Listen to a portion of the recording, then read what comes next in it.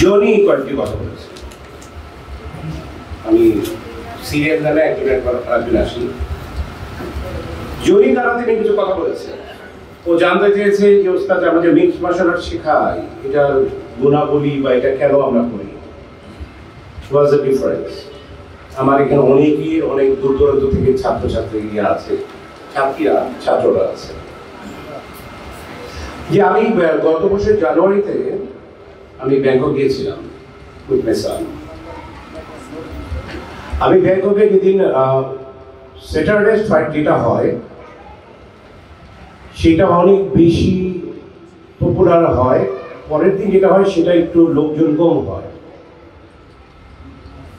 প্রথম দিনে যেটি ফ্লাইট সেটি হচ্ছে 30,000 টাকা করে টিকিট, এক একজনের 30,000 টাকা করে টিকিট।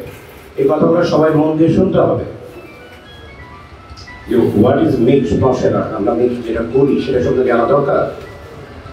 এক একটা টিকিট হচ্ছে 30,000 টাকা। পরের দিন যখন আমি দেখতে গেলাম এক একটা টিকিট 10,000 টাকা। আমি নিলয় এবং নিলয় ওয়াইফ জিরো, আমি নিলয়কে বললাম যে বাবারে এত টাকা দিয়ে 30,000 টাকা না, জীবনে আছে কি, চলো।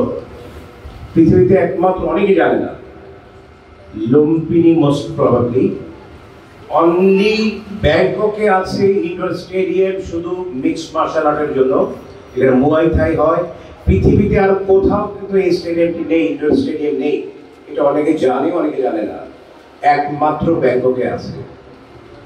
পৃথিবীতে এখন যতগুলো বড় খেলা হয় আফটার বক্সিং, বক্সিংয়ের পরে যতগুলো খেলা হয় মিক্সড মার্শাল আর্টের উপর, আমি বলতাম আমরা সবচেয়ে বেশি পপুলার হচ্ছে ইউএফসি, যেটার মধ্যে একটি চ্যাম্পিয়ন যারা ফাইট করে তারা 70 কোটি টাকা পায়। এটা অনেকে জানেই না। নর্মাল যখন হয় তখন 10 কোটি, 12 কোটি, 15 কোটি টাকা পায়।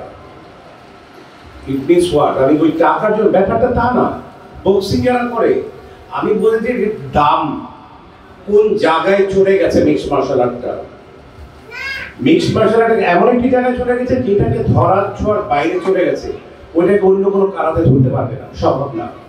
It will be impossible for anyone তার কাছে যাওয়া।